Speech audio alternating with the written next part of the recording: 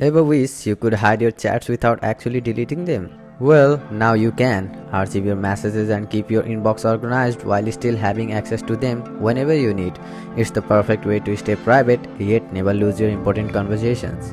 So hello everyone, welcome back to our new video. Today in this video I'm going to guide you on how to keep your chats private and hide them without deleting them.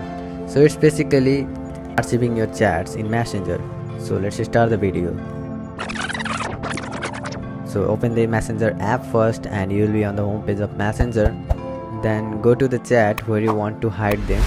Once you're on the chat, keep long pressing on it until you see the several options like mark as unread, mute, archive, delete, block.